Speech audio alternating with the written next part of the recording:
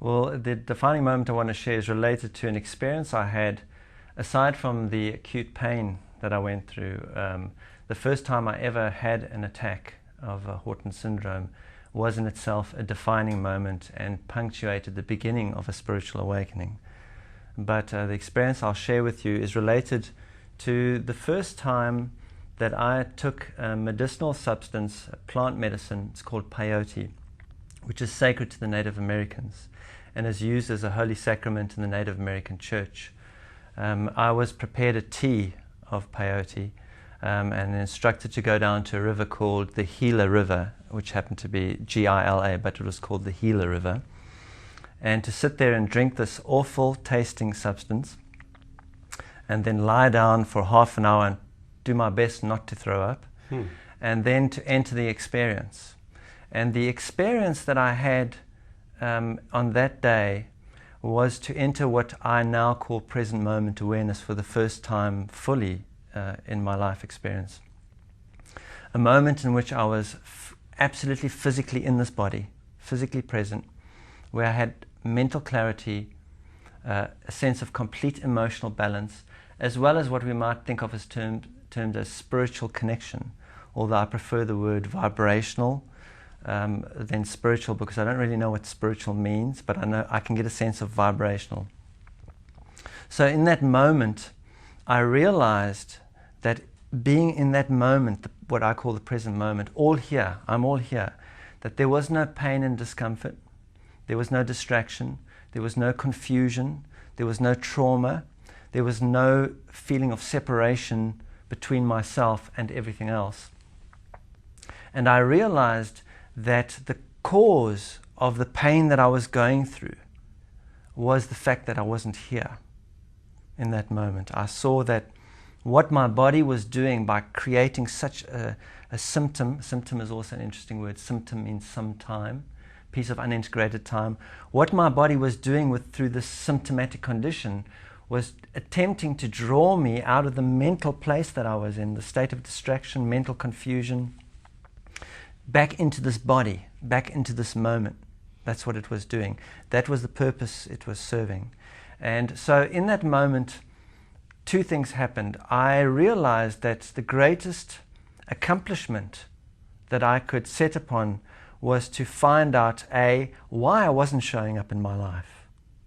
What was the reason why I didn't live in this moment? And then, of course, how to approach the moment in a greater and greater way and to start entering. At that time, it was a destination, because the experience of present moment awareness was so profound, you want to get back into that.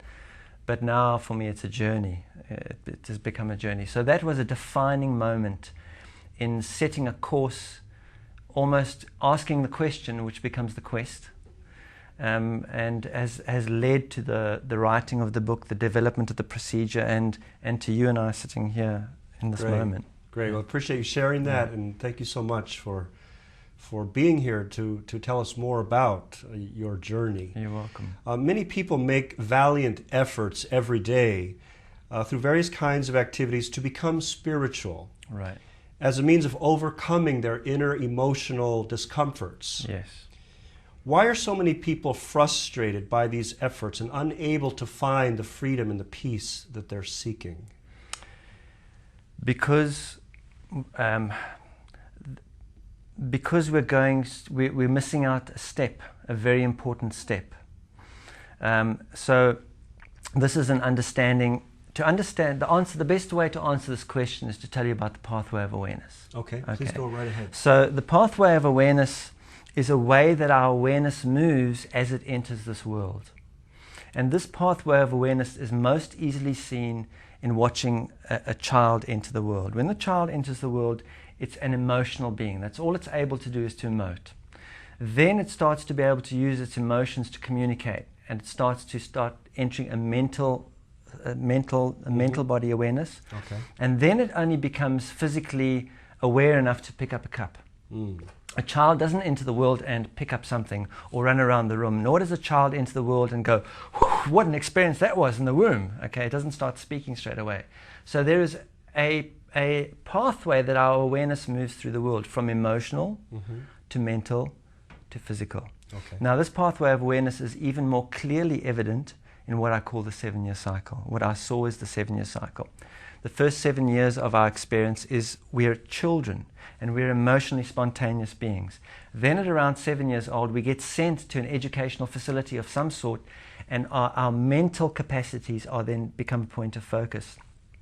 Around about the age of 14, we actually go through a physical transformation called puberty, Yes. and then we start to become more physically aware of others, our relationships with others, and what part we're going to play in this world. We become very physically aware of this world. Yes. So that again, we see the pathway going from the emotional childhood to the mental, the teenage. That's why they say teenagers think they know everything, because they're in that mental place, and then into the physical. And From 14 onwards. 14 onwards, to really become a physical participant of this experience. Now, when we are wanting to know ourselves, or we're wanting to know what God is, or we're wanting to show up in this moment, or any of these ways we describe this calling to authenticity or awakening, spiritual awakening, we always automatically reverse that pathway of awareness, even though we're not aware of it. Mm-hmm. So, for example, if I'm going to learn how to meditate, Yes. okay, the first step in meditation is to physically be able to be still in a posture, adopt this physical posture and sit still, physical. Then I will be given some sort of mantra, something to say, something to repeat to get my mental focus. Mm-hmm. Okay, and then I will have some experience of love and devotion, or something that will come as a result of the practice. I understand. So again, we're going from physical to mental to emotional, which is exactly reversing the pathway of awareness, because we want a vibrational experience, Mm-hmm. which is the experience after the emotional, or before we enter the world. When we enter the world, we enter in the emotional place as a child. Before that, in the womb, we're in a vibrational state, or what we can call a spiritual state. In the womb, we can't do anything, we can only be, Yes. which is a characteristic of the vibrational state. Mm. So what happens when I now am in such discomfort, or there's something in my life driving me to want to know myself, or to know God, or whatever it is that's driving me towards Or that? simply to escape from that suffering. Exactly, is that I try and go directly into the vibrational experience. Mm. So I will try and go and meditate and try and go into the spiritual immediately. So there are certain steps we have to take in order to have that vibrational or spiritual experience. And one of those steps is to awaken the emotional body. So just because I physically understand the need for doing meditation, and I mentally comprehend what meditation is about and that it's supposed to link me up with God or have a spiritual experience, doesn't mean I can just get there because I have this understanding. I then have to awaken my emotional body, because my emotional body is the means by which I can perceive the spiritual. The spiritual is the vibrational realm, and a vibrational is initially felt, is initially experienced through felt perception. I feel a vibration. If I don't develop my emotional body, if I ignore my fear, anger, and grief, and I try and go around it or over it, or go and seek a path that will deliver me and save me one day from all of this, I'm not going through my emotional body. I'm trying to go around it or over it.